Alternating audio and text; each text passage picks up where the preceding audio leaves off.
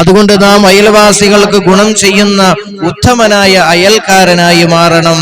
നാളെ ആഖിറത്തില് അല്ലാഹു റബ്ബുൽ ഇസ്സത്തായ പടച്ച റബ്ബിന്റെ അടുക്കൽ ഏറ്റവും നല്ല മാന്യനായ മനുഷ്യൻ ആരാണെന്നറിയുമോ? ഇതാ കേട്ടോളിന് ഒരു ഹദീസും കൂടെ. അബ്ദുല്ലാഹി ഇബ്നു അംർ റളിയല്ലാഹു അൻഹു, മഹാനായ അബ്ദുല്ലാഹി ഇബ്നു അംർ റളിയല്ലാഹു അൻഹു പറയുന്ന നിവേദനം ചെയ്യുന്ന ഹദീസാ, ഖാല റസൂലുള്ളാഹി സ്വല്ലല്ലാഹു അലൈഹി വസല്ലം, അല്ലാഹുവിന്റെ പ്രവാചകൻ നബി മുഹമ്മദ് മുസ്തഫ സ്വല്ലല്ലാഹു അലൈഹി വസല്ലമ തങ്ങൾ അവിടുന്ന് പറയുകയാ,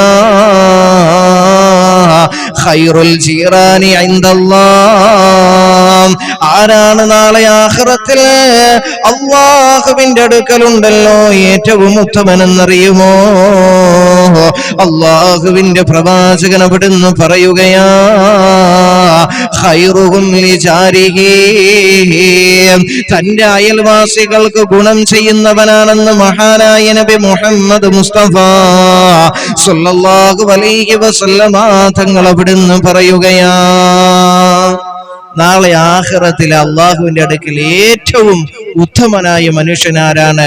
ഖൈറുഹും ലിജാരിഹി, തന്റെ അയൽവാസികളോട് തന്റെ അയൽക്കാരോട് നല്ല നിലയിൽ സഹവസിച്ചവനാണ്, നല്ല നിലയിൽ പെരുമാറുന്നവനാണെന്ന് മഹാനായ നബി മുഹമ്മദ് മുസ്തഫ സല്ലല്ലാഹു അലൈഹി വസല്ലമ തങ്ങൾ നമ്മെ പഠിപ്പിക്കുകയാണ്.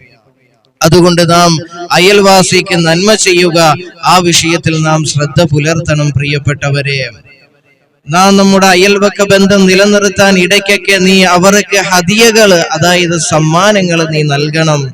ഇവിടെയാണ് നാം മനസ്സിലാക്കേണ്ടത്.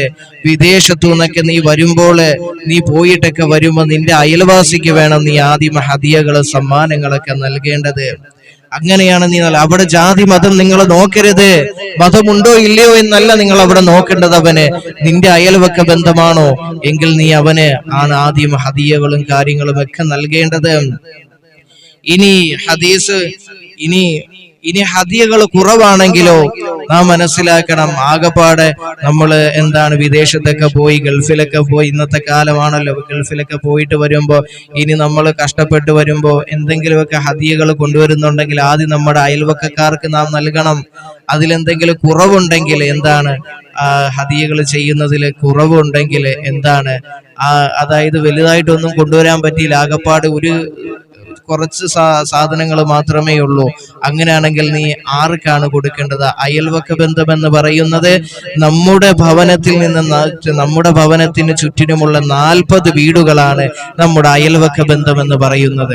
അപ്പം നമ്മൾ ഹദിയകൾ കുറവാണെങ്കിൽ എന്ത് ചെയ്യുമെന്ന് ചോദിക്കുന്ന ചില ആളുകളുണ്ട്. അപ്പോൾ നമ്മൾ മനസ്സിലാക്കണം, അവിടെ എന്താണ് ചെയ്യേണ്ടത്? നിന്റെ ഭവനത്തിന്റെ തൊട്ടടുത്ത് നീ വാതിൽ തുറന്നു കഴിയുമ്പോൾ ആദ്യം കാണുന്ന ഭവനം ഏതാണോ അവരാണ് നിന്റെ അടുത്ത അയൽവക്ക ബന്ധം. അപ്പൊ അവർക്ക് നീ ആ ഹദിയ നൽകണമെന്ന് മഹാനായ നബി മുഹമ്മദ് മുസ്തഫ സല്ലല്ലാഹു അലൈഹി വസല്ലമ തങ്ങൾ നമ്മെ പഠിപ്പിക്കുന്ന ഒരു ഹദീസുണ്ട്. അല്ലാഹു മനസ്സിലാക്കാൻ തൗഫീഖ് തരട്ടെ. കാരണം ഹദിയകളൊക്കെ ബന്ധങ്ങളെ നിലനിർത്താൻ സഹായിക്കുമെന്ന് മഹാനായ നബി മുഹമ്മദ് മുസ്തഫ സല്ലല്ലാഹു അലൈഹി വസല്ലമ തങ്ങൾ നമ്മെ പഠിപ്പിക്കുന്നുണ്ട്. എന്ത് ഹദിയകൾ ഉണ്ടല്ലോ, അത് എപ്പോഴും നമുക്ക് എന്താണ് ബന്ധങ്ങളെ നിലനിർത്താൻ കാരണമാകുമെന്ന് അള്ളാന്റെ റസൂൽ സല്ലല്ലാഹു അലൈഹി വസല്ലമ തങ്ങൾ നമ്മെ പഠിപ്പിക്കുന്നുണ്ട്. ഇത് കേട്ടോളിൻ, ഒരു ഹദീസ് കേട്ടോളിൻ.